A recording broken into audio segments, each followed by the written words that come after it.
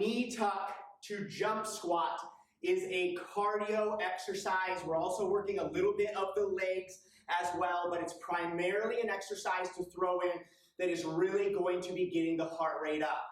Other than getting the heart rate up, like I said, we're going to be working legs, so a little bit of quads, a little bit of calves, as well as a little bit of core also because of that knee tuck portion of this exercise. So, starting position for these ones, standing up in a nice tall neutral position here, feet about hip distance apart. We're going to hinge on over, set the hands down, right kind of on the outsides of the feet, so right underneath of where our shoulders are going to be. Shoulder width right here. So set them on down. We're going to hop on out into that high plank position.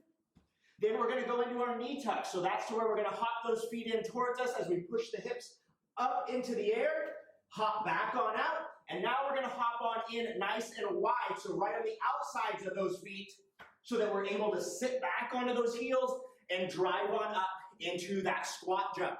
When you land, that's where you're going to reset and start that movement again. Set those hands down, hop out, hop in with that knee tuck, hop out, hop in, and do that jump squat.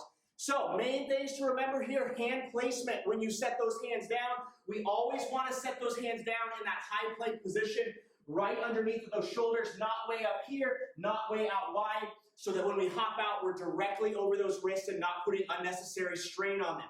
The other big thing to remember, keep the core nice and tight.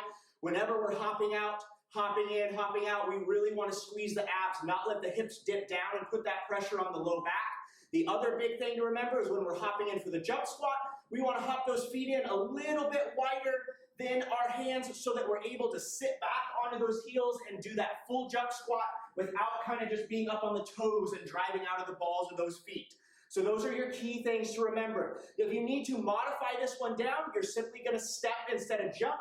So set those hands down, hop out, step out, step on in, pushing the hips up, step back out, step on in a little wider, sit back, and you can come up onto those toes if you need to avoid that jump.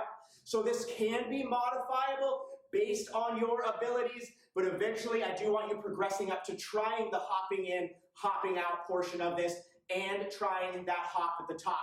Biggest mistakes made on these are very similar to the biggest mistakes normally made on a knee tuck, which is not pushing the hips up into the air as you're hopping in and out.